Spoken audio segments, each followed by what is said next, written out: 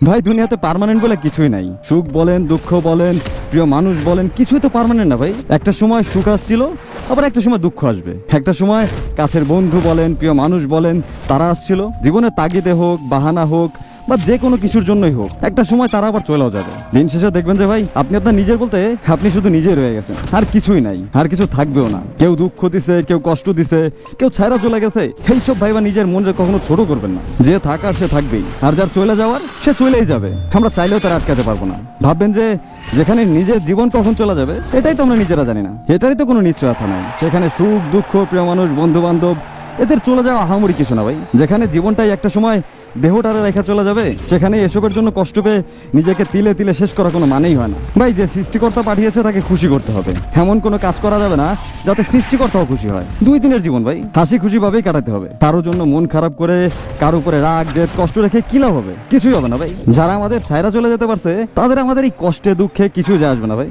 ভাই দুনিয়াতে পার্মানেন্ট বলে কিছুই নাই। সুখ বলেন, দুঃখ বলেন, প্রিয় মানুষ বলেন, কিছুই তো পার্মানেন্ট না ভাই। একটা সময় সুখ আসছিল, আবার একটা সময় দুঃখ আসবে। একটা সময় কাছের বন্ধু বলেন, প্রিয় মানুষ বলেন, তারা আসছিল। জীবনে তাগিদে হোক, বাহানা হোক, বা যে কোনো কিছুর জন্যই হোক, একটা সময় তারা আবার চলেও যাবে। দিন শেষে দেখবেন যে ভাই আপনি আপনার নিজের বলতে আপনি শুধু নিজেই রয়ে গেছেন, আর কিছুই নাই, আর কিছু থাকবেও না। কেউ দুঃখ দিছে, কেউ কষ্ট দিছে, কেউ ছাইরা চলে গেছে, এইসব ভাইবা নিজের মনকে কখনো ছোট করবেন না। যে থাকার সে থাকবেই, আর যার চলে যাওয়ার সে চলেই যাবে। আমরা চাইলেও তারা আটকাতে পারবো না।